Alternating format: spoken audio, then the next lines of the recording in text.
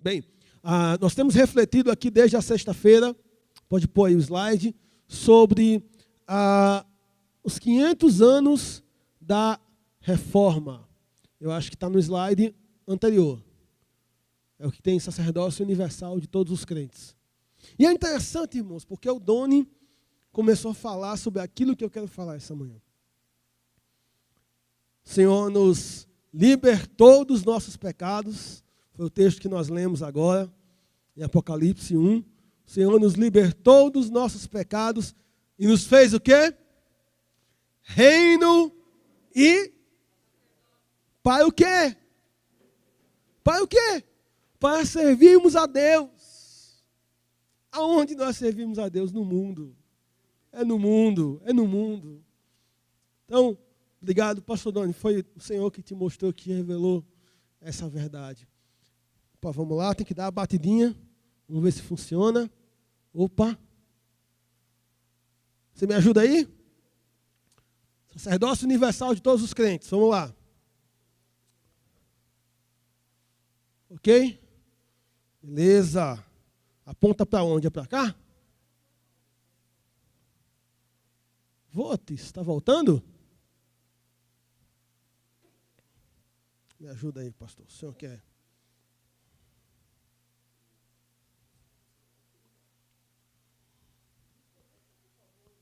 Vai na mão, vamos no manual. Faça assim e você finge que eu apertei o botão. Pode ser?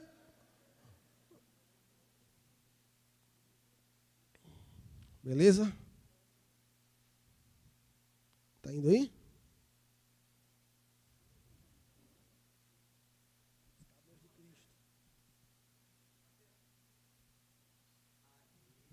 Glória a Deus.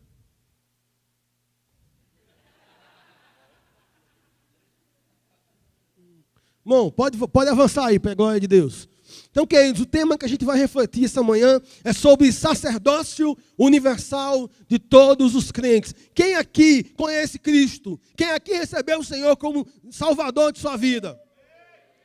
Pois eu quero dizer uma coisa para você: se você conhece a Cristo, se você teve encontro com Cristo, você é sacerdote. Nós vivemos em um país, irmãos, em que cada vez mais lemos com um país que tem 40 milhões de pessoas ou mais que dizem terem tido um encontro pessoal com Cristo e são chamados de evangélicos. E cada vez mais no nosso país nós temos ouvido expressões como: o Brasil é do Senhor Jesus. Quem já ouviu isso? Ou feliz é a nação cujo Deus é o Senhor. A gente fala assim, repete, né? Tem até alguns políticos evangélicos que botam lá: Messias Antônio do tal, número tal, porque feliz é a nação cujo Deus é o Senhor. Alguém já viu algum político fazer isso? E muitas vezes nós usamos expressões como essa sem a devida reflexão do que isso significa. O que significa dizer que Jesus é o Senhor do Brasil? O que significa dizer que Jesus é o Senhor das nossas vidas? Será que tanta gente falando que conheceu o Senhor, que tantos jargões e expressões, aí você coloca no carro assim escrito atrás: em caso de arrebatamento, esse carro ficará desgovernado. Quem já fez isso? Ou então bota adesivo no carro assim: a serviço de Jesus Cristo. Será que realmente seu carro está a serviço de Jesus Cristo? O que significa dizer que Jesus é o Senhor? O que significa ser um discípulo de Cristo? Essa, irmãos, é uma doutrina muito importante. Esse ano celebramos 501 anos da Reforma Protestante. Pouco mais de 500 anos atrás, no dia 31 de outubro, na Alemanha, um monge, teólogo, chamado Martinho Lutero, afixou na porta do castelo de Wittenberg 95 teses sobre a fé cristã. O ato de Lutero era o trabalho comum de um teólogo naquele tempo. Os teólogos costumeiramente escreviam teses. Naquela época não tinha Facebook. Naquela época não tinha Instagram. Naquela época não tinha website. Naquela época não tinha blog. Naquela época, blog está ficando antigo já, né? Naquela época não tinha internet. Não tinha nem jornal. Como os teólogos então tornavam conhecidas as suas ideias, eles pregavam teses na porta da igreja. Foi isso que Lutero fez. Mas aquelas 95 teses foram usadas por Deus para tocar fogo em um movimento que Deus já havia construindo há tempos. Savonarola, vários outros que vieram antes dele, São Patrício na Irlanda, vários irmãos que vieram antes, que morreram no fogo, que morreram na fogueira, que deram suas vidas pelo Evangelho. São Patrício morreu porque quis traduzir a Bíblia para a língua inglesa. Não sei se vocês já ouviram falar da Bíblia St. James, ou King James, Rei James.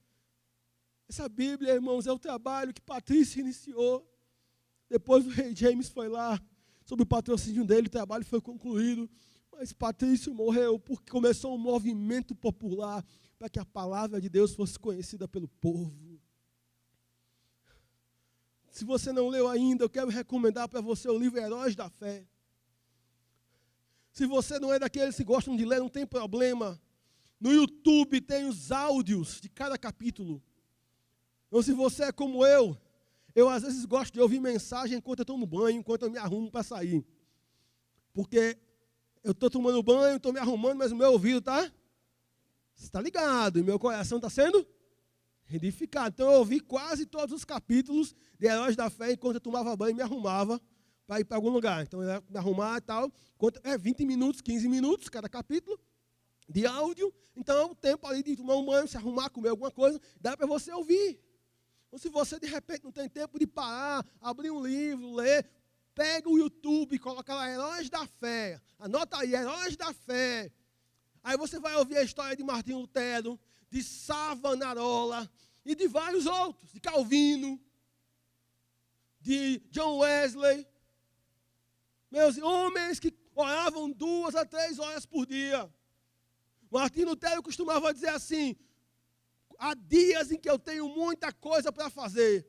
Nesses dias eu oro pelo menos 3 horas. Uma vez Lutero foi no barbeiro, e o barbeiro perguntou para Lutero como é que orava. Lutero escreveu uma carta que é maravilhosa, acho que tem 11 páginas sobre oração. Se você quiser conhecer o conteúdo, Tim Keller escreveu um livro chamado Oração. Meus irmãos, esse livro mudou a maneira como eu oro. Mudou. Se tem um livro sobre oração que me ajudou, é o livro Oração do Tim Keller. Me ajudou. Lutero fez uma revolução só orando o Pai Nosso. Lutero, isso mesmo. Fez uma revolução só orando o Pai Nosso. Então, queridos, a atitude daquele homem, quase 501 anos atrás, foi assim, sabe? A gota d'água. A gota d'água que o Espírito Santo precisava para desencadear um movimento que mudou a igreja, que mudou a história, que mudou nações.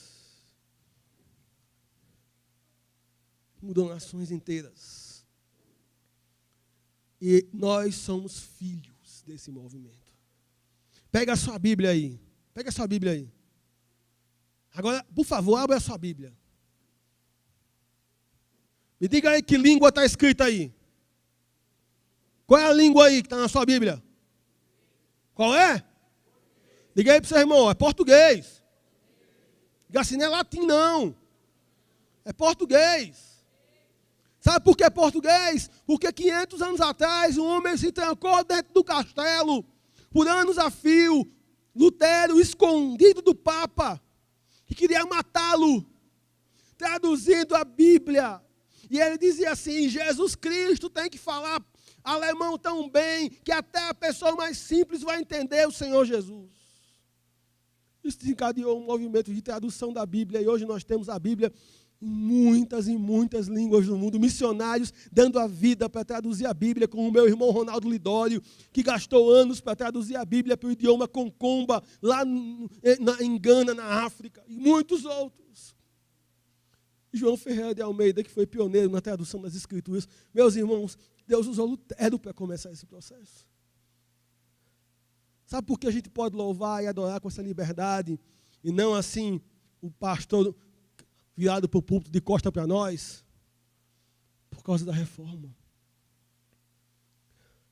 E tem um lema na reforma que a gente precisa levar muito a sério. Igreja reformada, sempre se reformando de acordo com a palavra de Deus. A gente está constantemente sendo reformado.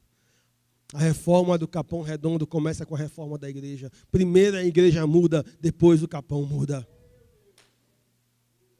Nós precisamos ter nossas vidas reformadas pela palavra de Deus. Um dos princípios da reforma, uma das doutrinas bíblicas poderosas, resgatadas pela reforma, no livro Redescobrindo o Evangelho, que está ali atrás, eu falo de 4. Hoje eu vou falar só de uma, mas se você quiser ter acesso a esse texto e vários outros, como o texto, por exemplo, do pastor Zé Marcos, que escreveu um capítulo aí que é Tirando os Véus, Redescobrindo o Verdadeiro Evangelho. Ou o texto do pastor Jorge Barro sobre o papel da igreja na proclamação, no anúncio do Evangelho. Ou o texto do René Padilha sobre a missão de Deus. René Padilha, para quem não sabe, é um dos maiores conhecedores de Novo Testamento do mundo. Está lá atrás, tem alguns exemplares ainda que souberam da conferência. Meu irmão, R$30. É um pequeno investimento, é todo para a Missão Aleph, para nos ajudar a repor o caixa de publicações, para ajudar a pagar o livro que vai sair esse ano. Vai para isso, esse é o fim desse livro, que a gente vai ter que fazer um investimento para publicar mais uma obra esse ano. Então, comprando esse livro, já nos ajuda a publicar mais um outro conteúdo que vai abençoar outros líderes. E se você levar, comece a ler hoje. Amém? Porque, meus irmãos, uma coisa que eu aprendi, hoje é o dia. Hoje é o dia da salvação. Deixa para amanhã, não. Leio, nem que seja uma página, 2, 3 hoje. Está ali atrás, os irmãos estão ali. Onde estão os irmãos com os livros? Ali atrás, olha ali para eles. Fala assim para eles, ó. Assim, chega já aí. Ok. Mas pode ir, pode olhar, folhear, enfim. Então eu vou falar de uma doutrina poderosa, que é o sacerdócio universal de todos os crentes. Depois de 501 anos, será que nós entendemos essa doutrina? Opa, voltou aí. Está voltando. Pode avançar. Ok. Cristo é o nosso irmão maior.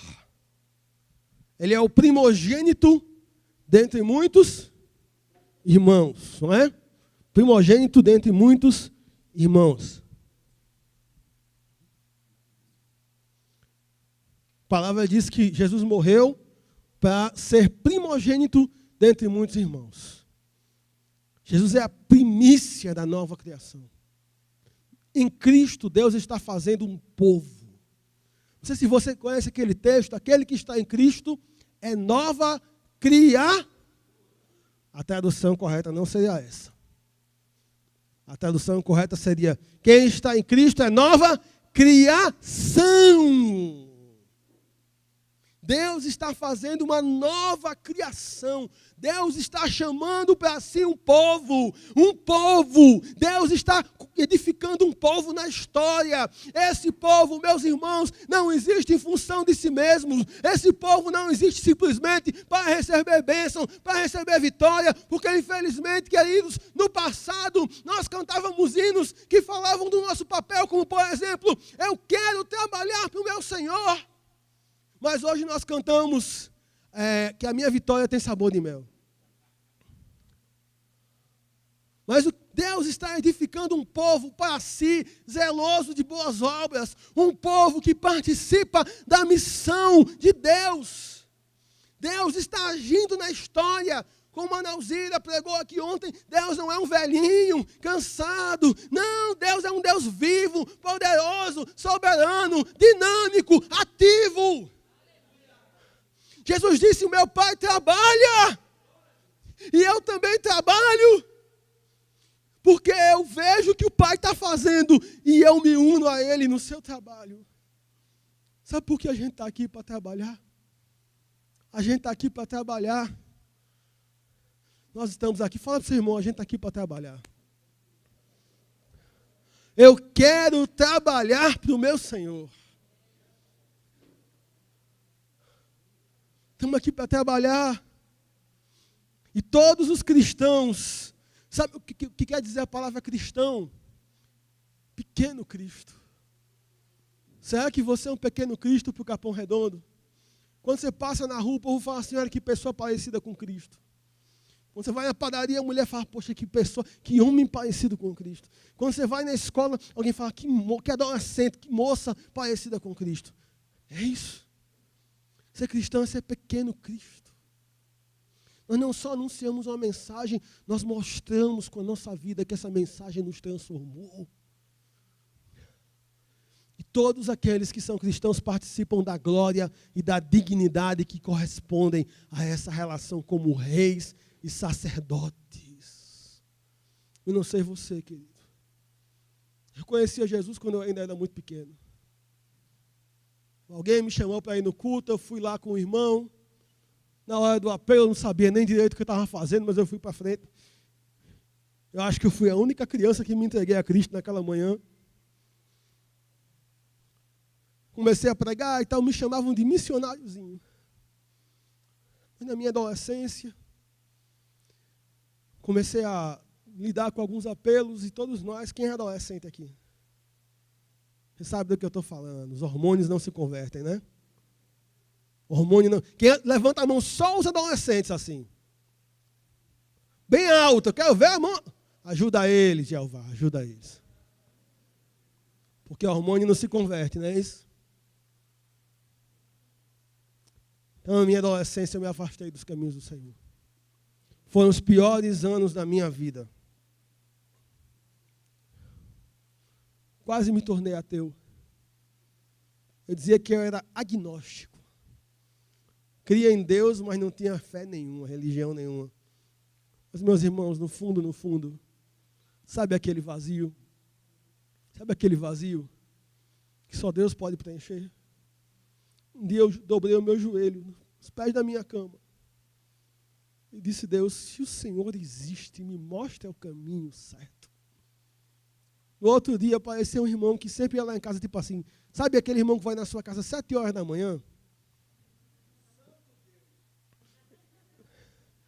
Pastor Silvestre, você vai conhecê-lo em outubro. Ele disse, vai ter um evento ali num lugar que era comunitário e tal. Como não era uma igreja, era um lugar comunitário, eu fui. Era um culto, irmãos.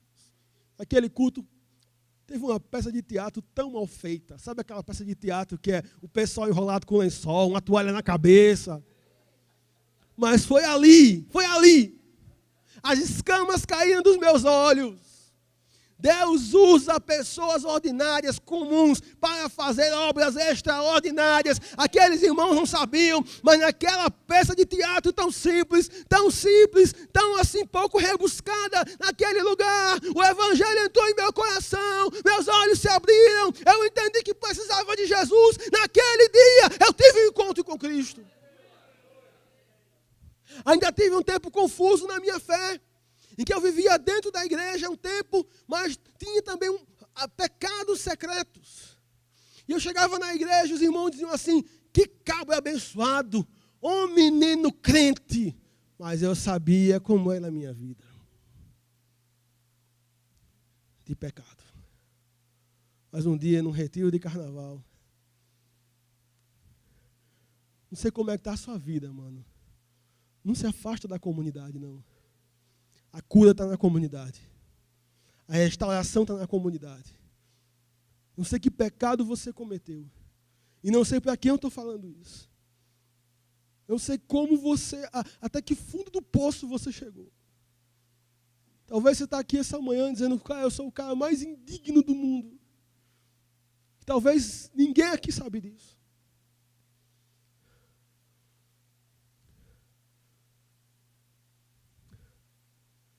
Sabe? Aquele cara que viu pornografia na noite anterior e no outro dia foi para a igreja.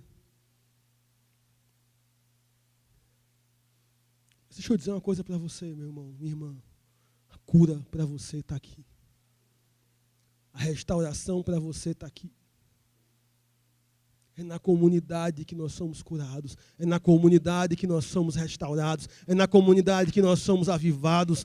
E, meu irmão, a minha oração esta manhã é: aviva a tua obra em nosso meio.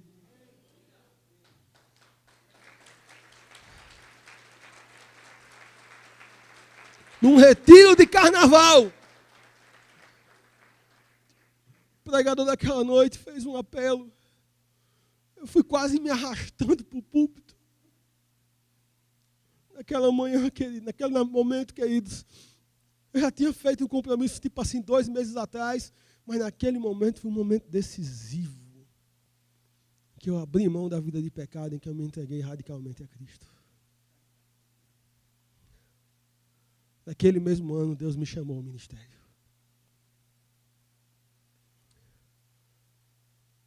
Tempos depois, eu trabalhava na área política, eu tinha uma carreira pela frente, eu tinha assessorado o vice-governador, tinha assessorado na Câmara Municipal, trabalhava na Assembleia Legislativa. O deputado que eu trabalhava hoje é candidato a senador. Tinha uma carreira política. Alguns pastores diziam que me viam como futuro vereador, futuro deputado, sei lá.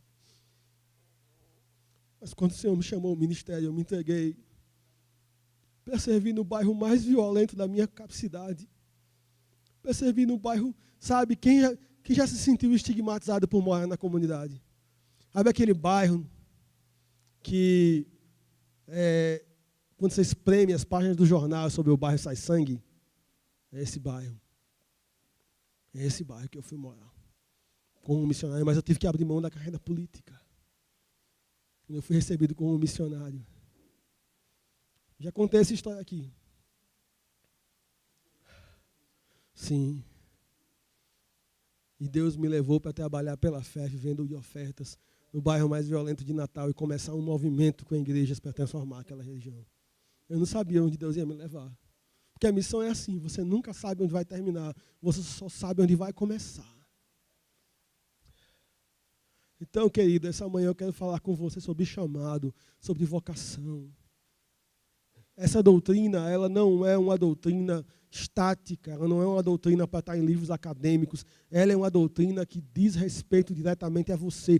Não importa quantos anos de crente você tem, não importa se você é novo convertido, não importa se você se batizou semana passada, não importa se você tem 30 anos de crente, não importa se você está no ministério, a graça de Cristo nos iguala a todos, e essa mensagem é para mim, é para você, porque todos nós que encontramos a Cristo no nosso caminho, tivemos a nossa vida interrompida pelo Evangelho, somos chamados a participar daquilo que Deus está fazendo.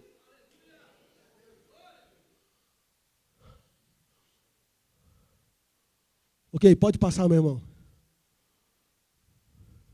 René Padilha, o teólogo que eu falei aqui já essa manhã, ele diz que, na doutrina da justificação pela fé, Lutero encontrou a base para a solidariedade inalterável dos cristãos entre si, que tornava impossível a divisão tradicional entre eclesiásticos, os pastores, os missionários, os presbíteros, os eclesiásticos e o povo, os seculares, os leigos.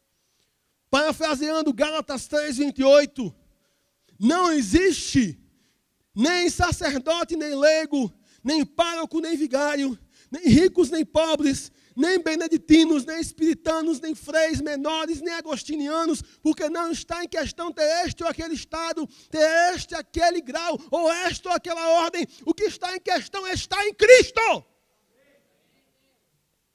Se você está em Cristo, você está em missão com Cristo. Lutero dizia: um sapateiro, um ferreiro ou um lavrador tem cada um a função e a obra do seu ofício. Não obstante, todos são igualmente sacerdotes e bispos ordenados. Meu irmão, se você é pedreiro, meu irmão, se você empregada doméstica, se você é fotógrafo, se você é da área de saúde, se você é professor, se você trabalha em construção, se você está estudando direito, marketing, psicologia, medicina, seja lá o que for, qual for a área, se você trabalha na área de vendas, não importa, você é um sacerdote ordenado por Cristo.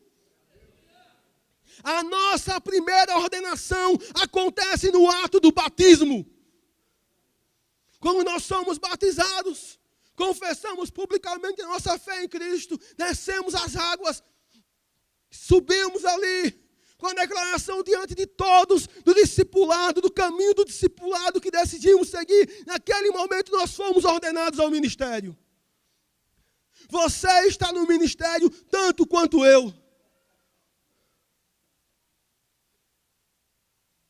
Claro que Deus chama homens e mulheres para tarefas específicas, e daqui a pouco veremos isso. Sim, Deus chama pastores. Sim, Deus chama missionários de tempo integral. Sim, Deus chama missionários para trabalharem no campo local e no campo transcultural. Sim, há chamados específicos, não podemos banalizar nem o chamado pastoral e nem o chamado missionário. Porém, Deus também chama pessoas para serem médicos no hospital. Deus também chama pessoas para serem excelentes fotógrafos. E no meio da fotografia, mostrar a beleza de Deus com o seu trabalho. Deus chama pessoas para serem professores e na sala de aula mostrarem o que é ser um professor ético, com caráter transformado, que infunde, que traz o seu trabalho, o seu ensino, a verdade do evangelho com a sua vida. Deus também chama enfermeiras, enfermeiros, médicos para estarem dentro de hospitais, diante de pessoas enfermas, sofridas, enlutadas, e ali demonstrar a compaixão e o amor de Cristo, seja dando banho ao enfermo, administrando uma medicação, ou até mesmo abraçando e orando por uma pessoa, o que só um médico crente, o que só uma enfermeira crente pode fazer. Deus chama advogados para estarem nos tribunais, sendo éticos, verdadeiros, mostrando que advogado não é ladrão, mostrando que Jesus Cristo é um advogado de todos nós, e que assim como Ele, nós podemos falar em favor dos que não podem se defender. Deus chama juízes que não vão negociar sua função. Deus chama negociantes, vendedores, que não vão ter balanças desonestas, que não vão enganar os seus clientes, que não vão fazer negócios simplesmente para ganhar dinheiro, que vão ser éticos, que vão ser íntegros em tudo que fazem. Deus chama empregadas domésticas, que vão ser tão excelentes no que fazem, que as suas patroas vão olhar para a sua vida e vão dizer: minha filha, ore por mim, porque eu vejo na sua vida a luz de Cristo. Deus chama construtores ou pedreiros que vão construir tão bem, de forma tão rápida, de forma tão eficaz, por causa do seu compromisso com o Senhor, que vão tocar o coração das pessoas com o seu trabalho e que até mesmo poderão dedicar parte do seu tempo para construir casas para aqueles que não possuem, não têm onde morar. Deus chama estudantes que entraram na universidade. Talvez você é o primeiro da sua família que entrou na faculdade, para de repente entrar aí no cursinho popular, na igreja da família do Capão, e começar a ensinar outros jovens, compartilhar a experiência, falar: se eu conseguir, você também consegue. Está entendendo? Deus não chamou você, jovem, para ficar em casa jogando videogame apenas. Deus não chamou você, meu irmão, simplesmente para passar a semana feito um louco, atrás de ganhar dinheiro, e como se as coisas de Deus ficassem somente para o domingo. Deus chamou você para todos os minutos, segundos da sua vida, em tudo que você faz e aonde você está, ser um sacerdote de Cristo, com os dons e talentos que Ele lhe deu. Só um povo assim vai transformar esse país. Só um povo assim vai transformar o Capão. Não é projeto social apenas. Não é simplesmente o programa da igreja, não é o projeto do pastor ou da equipe pastoral. Meus irmãos, é a vida de discipulado de Cristo aonde nós estamos.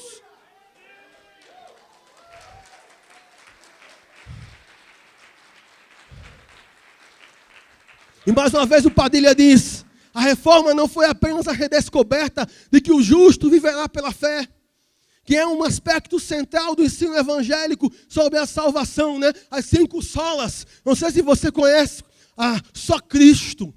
Salvação é apenas por Cristo. Só a graça, ninguém merece, irmãos, é pela graça. Só a fé, a salvação é apenas pela fé. Só a palavra de Deus, não é a tradição de homens, é a palavra de Deus. E só a Deus a glória não é do Papa, a glória não é dos pastores, a glória não é dos apóstolos, a glória é de Deus. 5 solas da reforma. Mas não é só isso, tem mais. Como se isso não fosse bastante, tem mais. Tem o sacerdócio universal de todos os crentes. Tem um retorno ao entendimento da igreja enraizada na obra de Cristo, que por amor fez de nós um reino de sacerdotes. Eita, Doni! Um reino de sacerdotes, a fim de servirmos ao seu Deus e Pai. Sabe, fala para o seu irmão assim, você é sacerdote.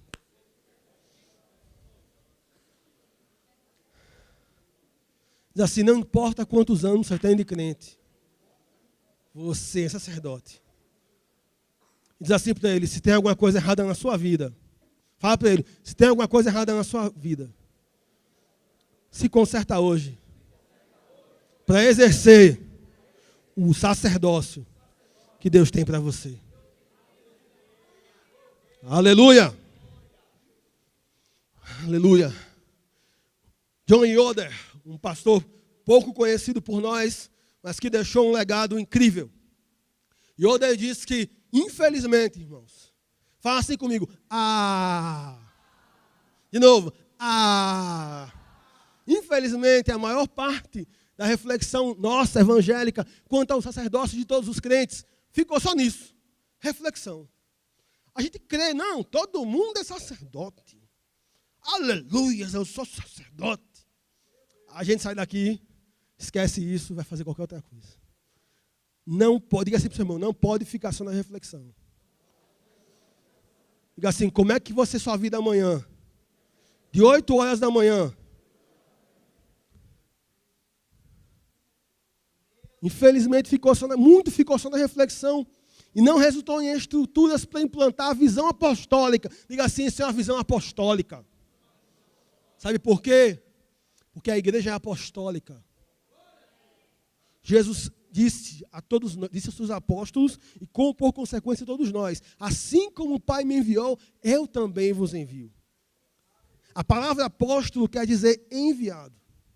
Então a igreja, ela é apostólica no sentido de que ela é enviada por Cristo em missão. Não precisa que ninguém imponha as mãos sobre você e fale, vai.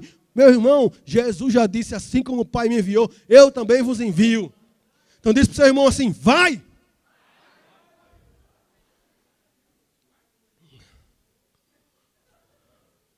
Amém. Mais uma vez o Padilha.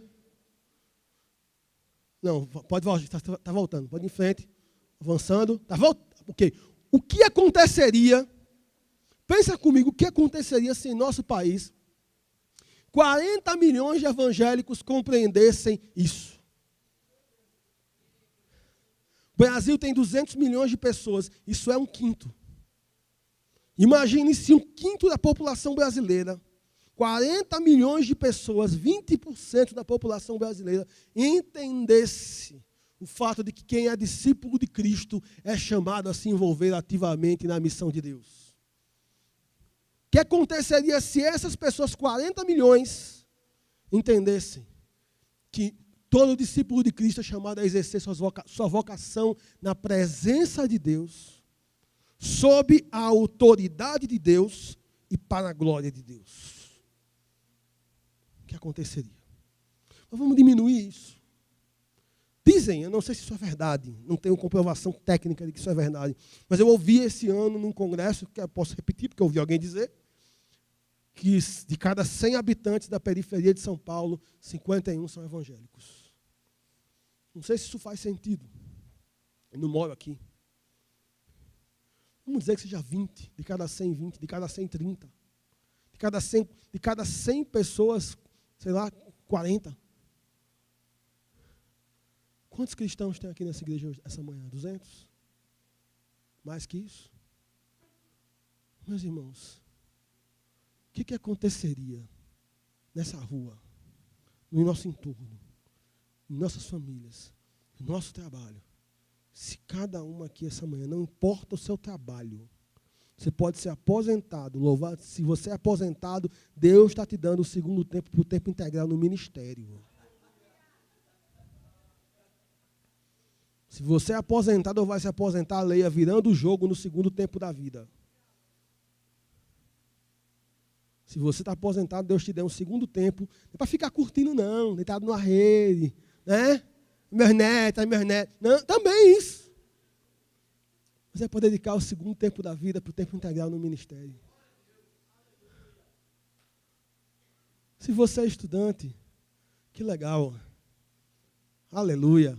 Olha os estudantes estão rindo assim. É comigo agora, né, pastor? Talvez você tenha aí uma manhã livre por semana. Quem é estudante aqui que tem uma manhã livre por semana? Todas as suas manhãs são ocupadas. Até no sábado. No domingo. Domingo a gente está aqui, né? Talvez você tenha aí uma noite, uma tarde. Que você pode chegar e dizer, pastor, eu estou estudando, sei lá, matemática. Quero dar reforço escolar aqui para as crianças. Pastor, eu estou estudando, não sei, psicologia. Eu quero estagiar aqui no projeto. Irmãos, essa igreja não precisaria contratar ninguém. Talvez algumas pessoas para trabalhar em tempo integral, mas tudo que ela precisa para desenvolver o seu trabalho social, que não é apenas social, é missionário na comunidade, está aqui sentado, é missional, está aqui sentado. Ó. Olha aí para o lado do seu irmão, ó. Olha aí para o seu irmão do lado. Olha bem na cara dele assim. Encara ele assim. Agora encara ele de volta. E diz assim para ele, é você também.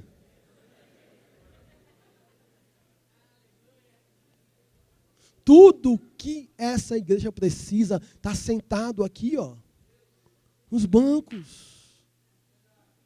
Meus irmãos, eu fico entristecido com quantos crentes eu encontro se lamentando. Ah, missionário, minha vida é muito difícil, é muita luta, é muita prova.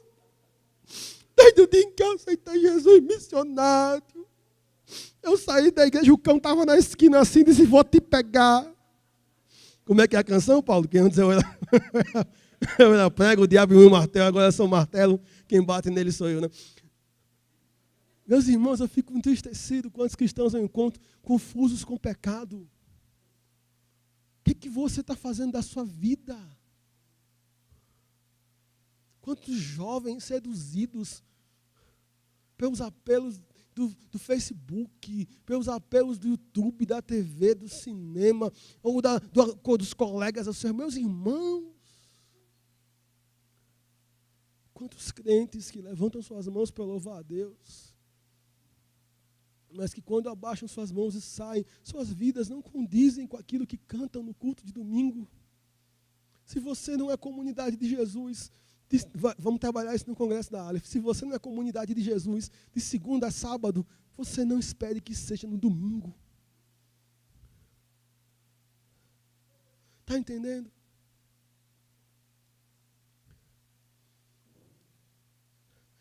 Enquanto isso, lá fora tem gente morrendo nesse momento. A cada 15 segundos, uma criança está sendo abusada sexualmente em algum lugar.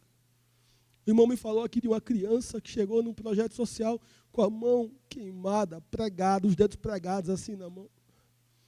Porque na escola, o amiguinho emprestou uma borracha para ele e ele esqueceu de entregar. Quando ele voltou, a mãe dele disse, filho meu não vai ser ladrão não. Ferveu a água e botou a mão do menino na água e segurou assim, ó. Quando tirou a mão do menino, estava pregada.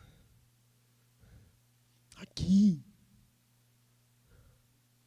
Eu passei pelo fundão com o pastor Paulo. Disse, Leandro, é aqui que a galera morre. Irmãos, vida cristã aqui dentro é muito fácil.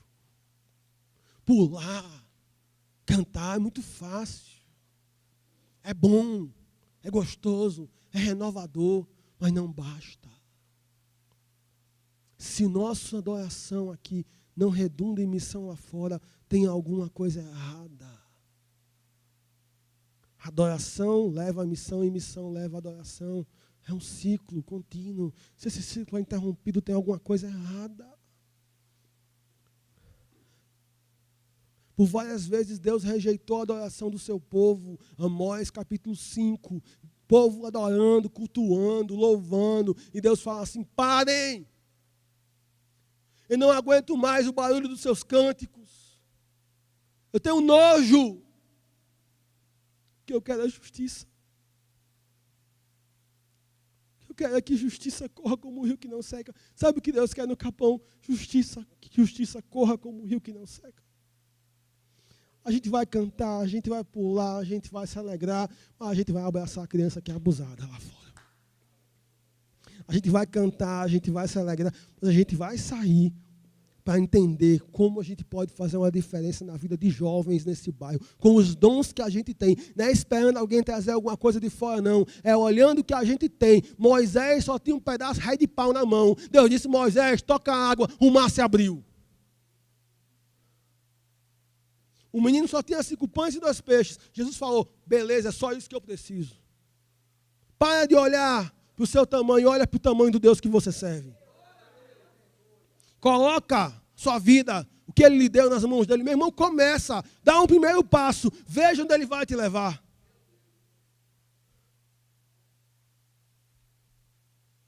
Nosso louvor tem que se traduzir em atos de serviço. O NAD hoje atende 185 crianças, podem ser 400. Pode chegar um dia em que esse espaço não quebra mais. Tem jovens precisando agora do que você tem. Tem crianças precisando agora do que você tem. Tem mulheres precisando agora do que você tem. Essa semana, dê um passo. Um passo prático. Se possível amanhã ou ainda hoje. Pode ser visitar uma pessoa que você se lembrou dela talvez há vários dias. Mas você se envolve com tantas coisas e você não está conseguindo ir lá. Vai hoje. Vai hoje. Traz ela hoje à noite. Meus irmãos, vamos viver para Deus. Isso vai mudar o Capão Redondo. Mas isso vai mudar principalmente a sua vida.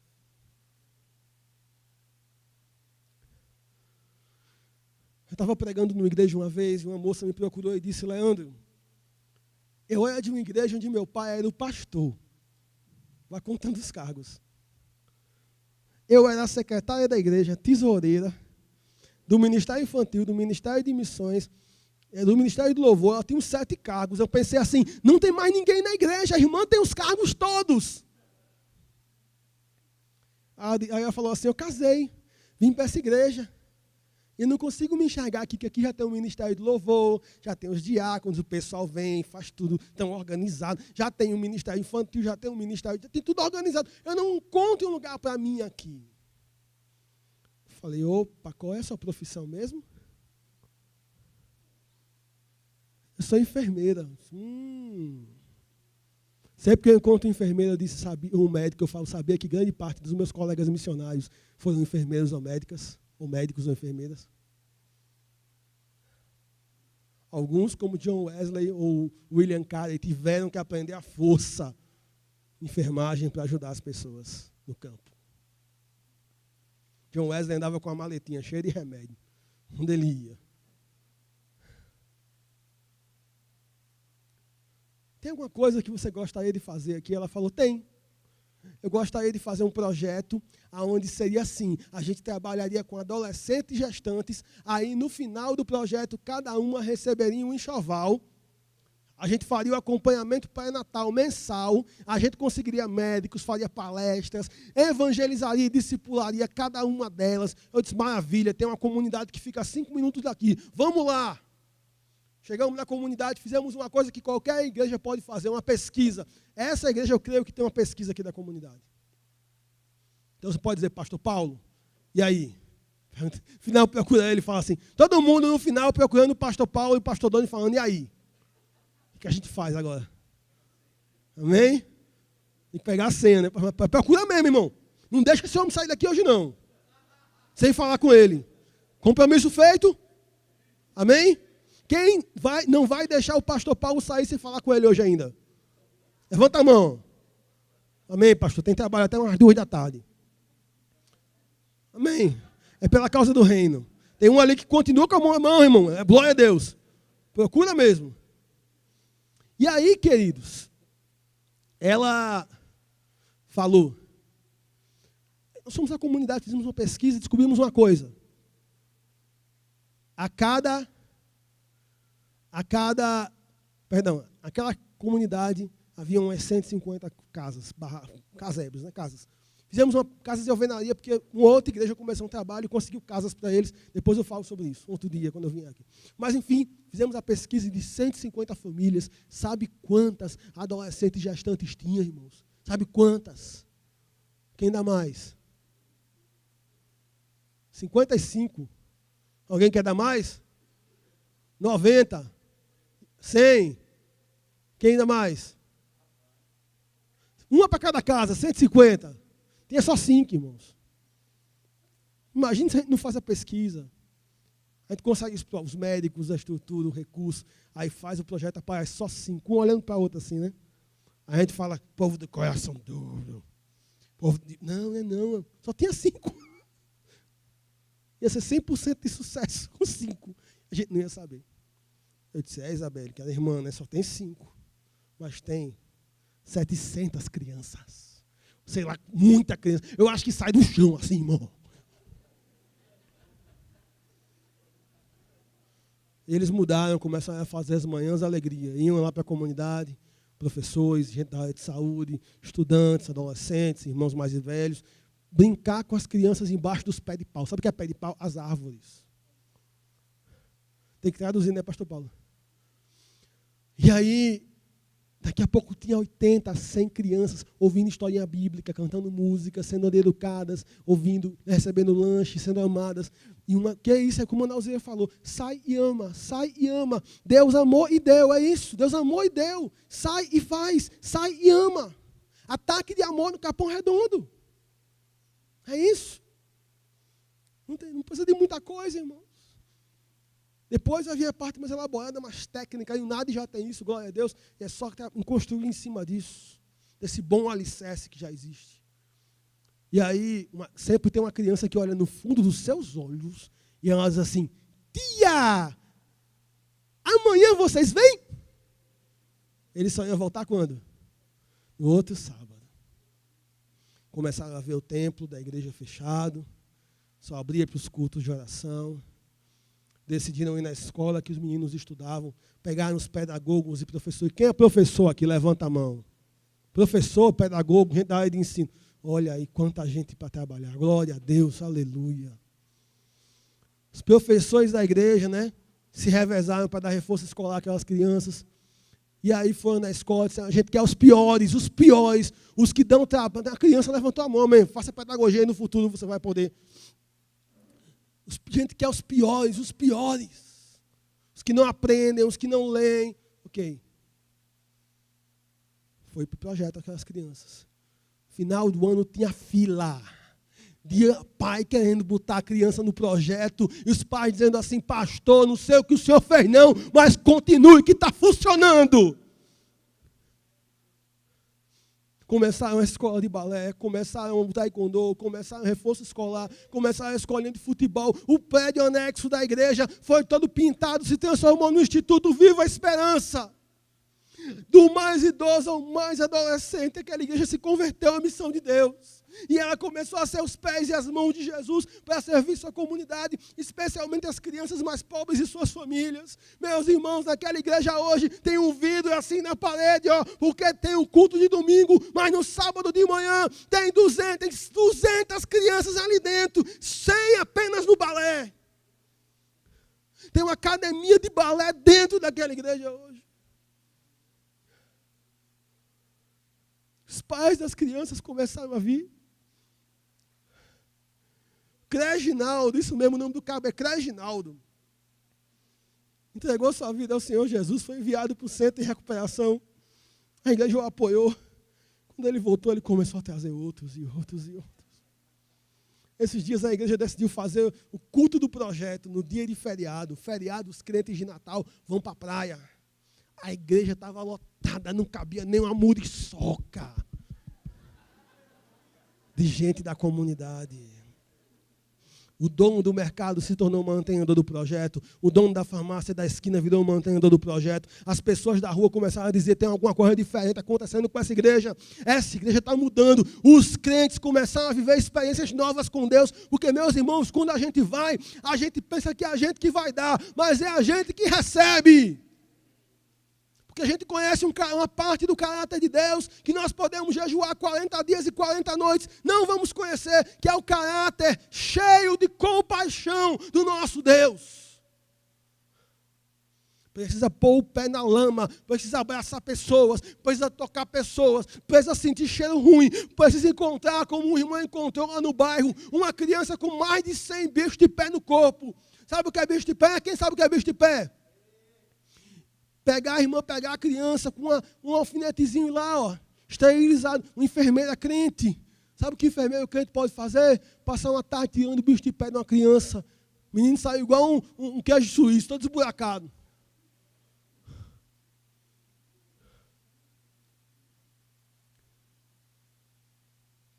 Meus irmãos, crente tem que botar a mão em piolho. De menino. Crente tem que orar por gente que você nem sabe quem é. Sentar na calçada com jovens. Meus irmãos, esse bairro está esperando para ver a manifestação dos filhos de Deus. Enquanto a manifestação dos filhos de Deus for um domingo de manhã, um domingo à noite, só cultuando, cantando, o bairro não vai ver, porque aqui a gente está dentro de 4 paredes. A gente tem que sair, Ele só vem se a gente sair. E a Bíblia diz que eles vão glorificar a Deus. Não é quando eles escutarem, eles vão glorificar a Deus. Mateus 5, quando eles virem. O capão precisa ver. Quem vai mostrar? Quem vai mostrar? Quem vai mostrar? O Evangelho de Cristo para esse bairro. Quem vai mostrar? Aleluia. Pode passar, meu irmão. Algumas realidades hoje, infelizmente. Cansaço e falta de foco. Muitos líderes perdem o rumo em seus ministérios na tentativa de fazer tudo. Líder, você não foi chamado para fazer tudo. Você foi chamado para fazer o que Deus chamou você para fazer. Então faça. Igrejas autocentradas. Existem para si mesmas. Cheias de evento. Sem envolvimento nenhum com a comunidade. Não é o caso dessa igreja, mas há muitas igrejas assim. Muitos cristãos vivendo uma vida dividida.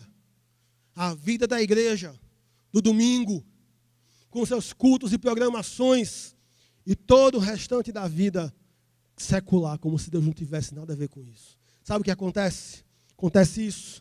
A gente põe Deus aqui, Deus só se relaciona com o que é sagrado, com o que é santo, com o culto, com o louvor, com a Bíblia, com a oração, com o adesivo Deus é fiel. Deus só se relaciona com as coisas espirituais. Todo mais a gente chama de secular. Bota uma barreira bem grande de secular. Trabalho é o quê? Secular. Estudo é o quê? Secular. Educação é o quê? Secular. Economia é o quê? Secular. Dinheiro é o quê? Secular. Casamento é o quê? Secular. Segunda a sábado é o quê? Dias comuns. O dia do Senhor é só um domingo. Sabe o que acontece, meus irmãos, quando a gente faz isso? A gente repete um erro de uma seita que existia no começo do cristianismo, os gnósticos. Os gnósticos eram crentes tão espirituais, entre aspas, que eles diziam que qualquer tipo de sexo, até o praticado entre os casados, era pecado. Quando os casais faziam sexo, o Espírito Santo saía do quarto. Aí o Espírito Santo, acho que para se defender, o Espírito Santo inspira o apóstolo, que diz, não é assim não. Se sexo antes do casamento é pecado, a ausência de sexo no casamento é que é pecado. Eita, os irmãos gostaram, os irmãos gostaram. Fala a verdade. Ou seja, casal não deve se apartar um do outro, a não ser por um curto período de tempo, por consentimento mútuo e para a consagração. Tirando isso, irmão, fogo no altar. Fogo arderá continuamente no altar e não se apagará.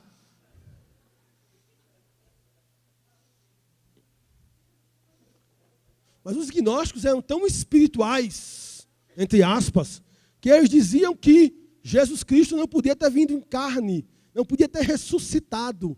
Era preciso, pastor Paulo gostou, aleluia, né, pastor? Os gnósticos diziam que, Valtenci está ali, que chega a cair uma lágrima assim do pastor Valtenci. Vocês têm que chegar em casa, irmão, daqui a pouco. Então, eles eram tão espirituais, os gnósticos, que eles diziam que Jesus Cristo não ressuscitou. Ele era um fantasma. Ele veio como um fantasma. Ele atravessava paredes, ele era um fantasma. Se você olhasse bem para ele, você ia ver que ele flutuava assim, alguns centímetros do chão. Mais uma vez, o Espírito Santo vai inspirar o apóstolo para escrever que qualquer espírito que diga que Cristo não veio em carne, não ressuscitou em carne, é do cão. É do diabo. Ele encarnou, ele ressuscitou em carne. Ele disse para Tomé, pega aqui, Tomé. E bem-aventurados são aqueles que não viram e creram. Você viu e creu. O teu prego sobre Tomé. O cabo autêntico. A gente cai num gnosticismo evangélico. Sabe como é que é o gnosticismo evangélico, irmãos? É assim, ó. Deus, está aqui Deus, só se envolve com o que é espiritual. Moral, sagrado, graça e teologia, fé e evangelismo, ética e discipulado, missões e devocional, disciplinas espirituais e guerra espiritual. A gente bota uma barreira bem grande aqui, ó, e diz que tudo isso aqui é físico, é secular, é natural, que Deus não tem nada a ver com isso. Deus não tem nada a ver com trabalho, não tem nada a ver com ciência, não tem nada a ver com razão, não tem nada a ver com economia, não tem nada a ver com negócios, não tem nada a ver com mídia, não tem nada a ver com política, então, isso aí que a gente entregou para o diabo mesmo. As artes, então, o que o povo do Capão está cantando, irmãos? Platão dizia que o povo vai viver daqui a 10 anos o que eles cantam. Imagine se o povo for viver esses funks. Será que a gente não tem uma música melhor para oferecer para o Capão? Onde estão os artistas? A igreja tem que libertar os seus artistas para cantar não só um domingo à noite, para cantar no bairro, para a comunidade. Opa, saiu aqui, volta. Os irmãos da mídia. Vou falar da mídia também, irmãos. Viu que a mídia é de Deus. Volta aí, varão. A gente cria uma separação, voltou? Cria uma separação. E a gente diz que Deus não se relaciona com essas coisas. Mas, meus irmãos, como isso é diferente da reforma protestante? Voltou aí, Vão? Acabou? Está fora? Sem projeção? Deu problema, ok? Então vai aqui no... Estamos acabando, irmãos. Durante a reforma, os crentes, os protestantes, os reformadores tinham outro conceito. Diga assim comigo, corandeu. Corandeu. Os protestantes diziam que todo crente é chamado a viver uma vida corandeu. Corandeu é uma palavra latim que quer dizer viver constantemente diante da face de Deus. Quer comais, quer bebais, quer façais qualquer outra coisa, educação, saúde, esportes, meio ambiente, fotografia, cultura, arte, qualquer outra coisa, educação de crianças, fazer tudo para a glória de Deus. Aleluia. Pode passar, Varão. É isso. Quando a gente entende isso, a gente entende que Deus se relaciona com fé, mas Deus se relaciona com raciocínio. Deus se relaciona com ciência, com teologia. Deus se relaciona com administração e também com ética. Deus se relaciona com missões, mas também com política. Deus se relaciona com direito, mas também com evangelismo. Deus se relaciona com arte e música, mas também com natureza, com cuidado da criação do meio ambiente, ecologia. Deus se relaciona com a vida devocional de oração, de meditação nas Escrituras, que é vital para todos nós, para termos vida de Deus para compartilhar. Mas Deus também se relaciona com o serviço comunitário, que nós devemos prestar à comunidade com nossos dons e talentos. Deus se relaciona com a pregação do Evangelho, mas Ele também se relaciona com partir o pão e suprir as pessoas. Não sei quantos já ouviram a expressão assim, não pensa muito não, irmão, só crê, só crê, só crê. Quem já ouviu isso? Por isso que os jovens evangélicos, quando vão para a universidade, piram. Porque eles não são ensinados que Deus se relaciona com tudo isso aqui. Ó. E meus irmãos, a Bíblia fala muito mais em direito do que em salvação de almas. A Bíblia fala muito mais em meio ambiente do que em salvação de almas. A Bíblia fala muito mais em saúde do que em salvação de almas. Leia a Bíblia pelo olhar da sua profissão. Você vai se surpreender. Deus é o arquiteto, Deus é o advogado, Deus é o Senhor de todas as áreas da vida. Pode passar para a gente ir concluindo. Vamos lá, adiante. Podemos ir? Mais um. Queria que você lesse isso comigo, essas palavras que foram ditas pelo reformador holandês Abraham Kuyper, no dia em que eles abriram uma universidade na cidade dele, em Amsterdã. E ele disse isso na inauguração da universidade. Será que nós podemos ler juntos? Não há um só centímetro em todos os domínios da nossa vida humana sobre o qual Cristo, o Senhor de tudo, não clame, é meu. Vamos dizer mais alto, irmãos. Ele está clamando, podemos ler de novo realmente em voz alta. Vamos lá? Não há um só centímetro em todos os domínios da nossa vida humana sobre o qual Cristo, o Senhor de tudo, não clame, é meu. Aleluia! Ele é o Senhor de todas as áreas da vida, da educação, da saúde, da assistência, do serviço. Ok, podemos ir. Quero concluir com esse texto. Efésios 4, 7 a 13. Vocês vão dizer que o missionário não abriu a Bíblia. Efésios 4, 7 a 13. Vamos ler juntos. Quem tem Bíblia, abre aí, por favor. O apóstolo Paulo está escrevendo para os cristãos em Éfeso. Uma cidade que foi radicalmente transformada pelo Evangelho. E foi transformada através das vocações dos crentes daquela igreja. E Paulo diz então, e a cada um de nós, diga assim, a cada um de nós, é para mim, para você, a cada um de nós, foi concedida a graça, conforme repartida por Cristo. Cristo conferiu graça para mim, Cristo conferiu graça para você. Em algum momento da sua vida, Cristo lhe tocou, lhe resgatou, lhe salvou, lhe tirou das trevas para a sua maravilhosa luz. Foi concedida a graça conforme a medida repartida por Cristo. Por isso é que foi dito, quando ele subiu em triunfo. Meus irmãos, Jesus Cristo é o Senhor. Isso não é um lema apenas para ser colocado em catedrais e nas portas de igrejas. Esse é um lema para reger a nossa vida. Jesus Cristo é o Senhor. Ele subiu em triunfo às alturas. Mas ele levou cativo muitos prisioneiros e ele deu dons aos homens. Diga, olha aí para o seu irmão e diga assim, ele deu dons para você. Que significa ele subiu, senão que também descera as profundezas da terra. Meus irmãos, Jesus desceu às profundezas da terra. Ele está nos chamando para descer às profundezas do Capão Redondo. Onde ninguém vai mais, onde ninguém quer ir no Capão Redondo, nós temos que ir.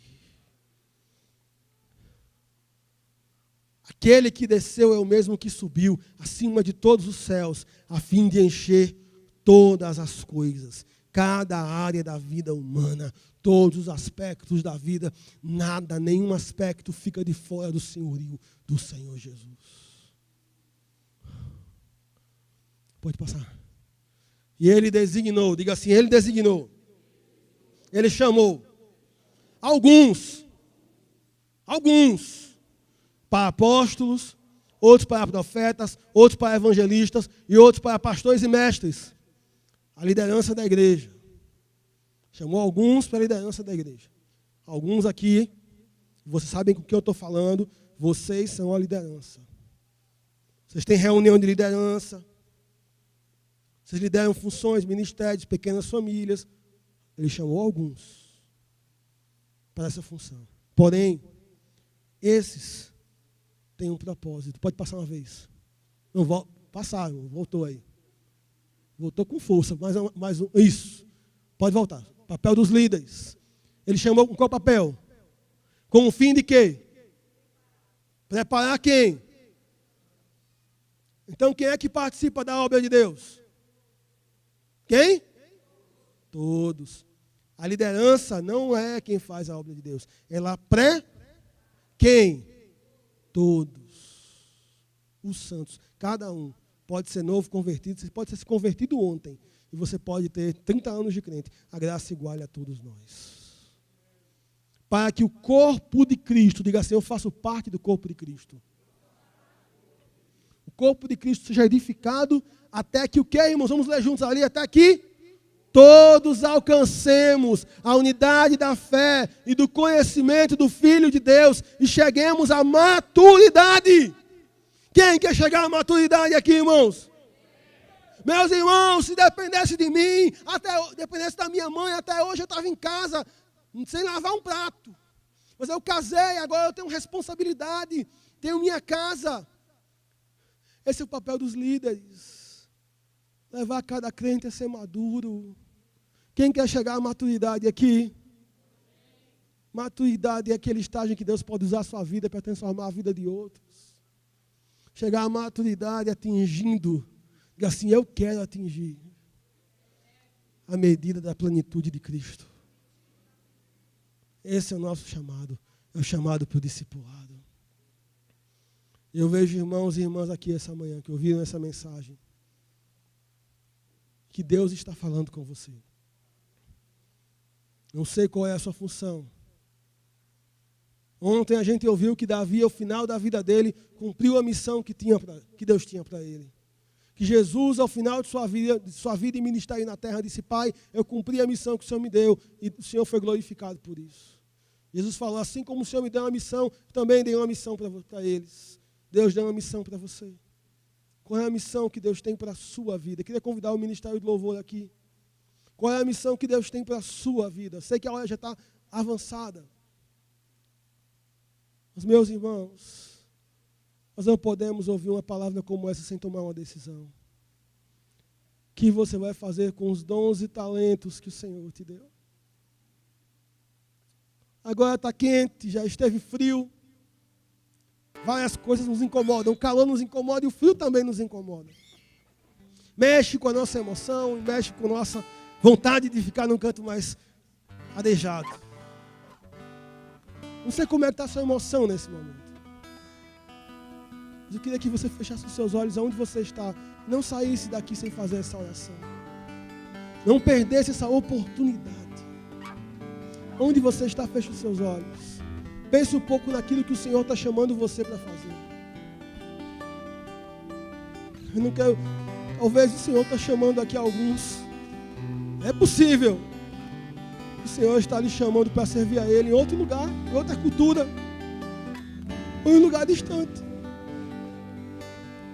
Mas o Senhor está chamando certamente todos para servir nessa comunidade. Como o Senhor quer usar a sua vida? Qual é o chamado de Deus na sua vida? E essa manhã eu quero orar por aqueles que precisam da direção de Deus. Quero orar por 2 grupos de pessoas aqui essa manhã. Por aqueles que precisam consertar sua caminhada com o Senhor, para exercerem o seu sacerdócio. Que precisam alinhar o seu coração. Sabe? PowerPoint, Wi-Fi, coração ligado com o coração de Deus. Precisam alinhar sua vida com o Senhor. Estão aqui, mas precisam mergulhar mais profundamente no discipulado, na vida com Cristo. Eu quero orar por aqueles que precisam da direção de Deus, com os quais Deus já está falando sobre dons, talentos, habilidade, aquilo que Ele tem lhe dado para servir a Ele, que quer dizer, Senhor, está aqui, é teu, me usa. Não sei como vai ser, não sei onde o Senhor vai me levar, mas me usa, me usa, me usa. Se você quer dizer isso para o Senhor, fique de pé, saia do seu lugar e vem aqui para frente. Vamos fazer uma oração essa manhã de envio missionário. Louvado seja Deus, venha correndo, venha correndo. Se você quer dizer isso para o Senhor, Deus, me usa. Eu quero ser os teus pés. Eu quero ser as tuas mãos. Eu quero tocar em piolho. Eu quero abraçar gente. Eu quero dar ataque de amor nesse bairro. Eu quero fazer diferença com o dom que eu tenho, com a profissão que eu tenho, com o tempo que eu tenho, com a vida que eu tenho, com a energia que eu tenho, com os recursos que eu tenho, com tudo que eu sou. Eu quero me gastar. Não importa quantos anos você tem, não importa a sua história. O que importa é o que Deus pode fazer com um menino, uma menina, um homem, uma mulher que diz: eis-me aqui, envia-me, envia-me, envia-me para perto ou para longe, envia-me.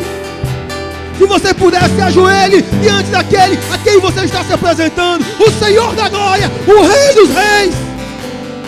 Faça sua oração silenciosa. Diga a Deus: aqui está a minha vida. Talvez aqui podem haver pessoas que, assim como eu, viviam uma vida dividida, uma fé dividida, pecados ocultos, coisas que precisam ser consertadas. Meu irmão, esse é o seu momento, essa é a sua oportunidade. É agora, é agora, é agora. Transforme o seu sorriso em lágrimas.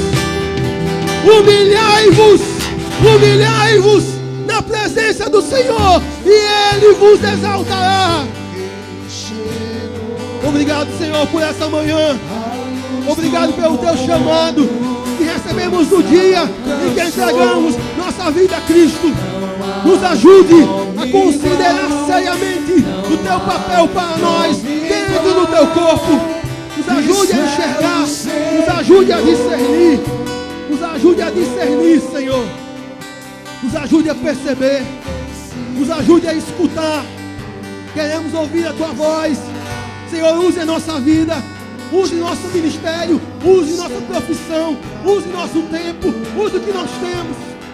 Senhor, é possível que o meu irmão agora, que a minha irmã agora, esteja, Senhor, confessando diante do Senhor pecados de uma vida dividida. Mas, Senhor, agora, que ele possa ouvir a tua voz que fala ao seu coração: filho, agora vá. Agora vai, não peques mais. Que ele possa ser lavado pelo sangue do Cordeiro e a paz do Senhor inunde o seu coração. Senhor, em nome de Jesus, duas coisas nós pedimos para cada um e cada uma aqui nessa manhã. A primeira é que o Senhor faça cair sobre ela, faça cair sobre ele um claro discernimento de qual o próximo passo ele ou ela devem dar. O Senhor pode não revelar o que vai acontecer daqui a 10 ou 20 anos, mas o Senhor revela o próximo passo.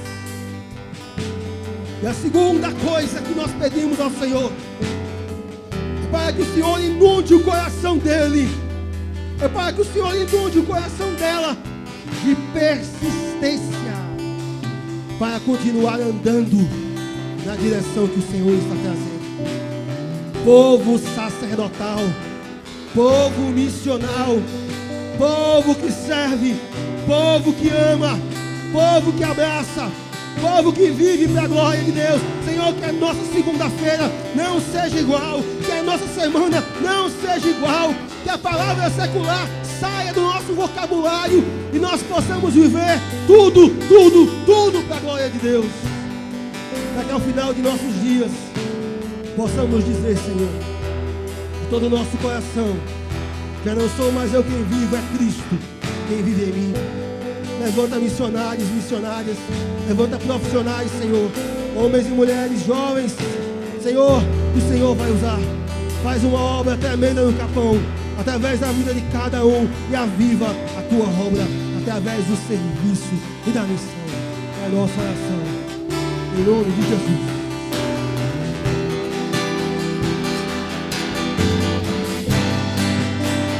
Erga os olhos, o Rei chegou, a luz do mundo nos alcançou. Sei que nós temos uma grande oportunidade essa semana de fazer aquilo que nós ouvimos da parte de Deus, porque as nossas pequenas famílias retomam essa semana, amém? Glória a Deus, que oportunidade do retorno da nossa pequena família, a gente compartilhar uma palavra como essa, já exercendo aquilo que Deus nos deu, amém? Então o retorno das nossas PFs essa semana, com muito entusiasmo, muita festa, já nos preparando já, com a visão para o segundo semestre, que será glorioso para a gente glorificar o nome de Jesus, amém? Glória a Deus, Deus te abençoe. Uma semana de vitória, de bênção, em que você possa colocar em prática aquilo que Deus te inspirou para fazer, amém? Vai para uma semana de vitória, sacerdote, aleluia.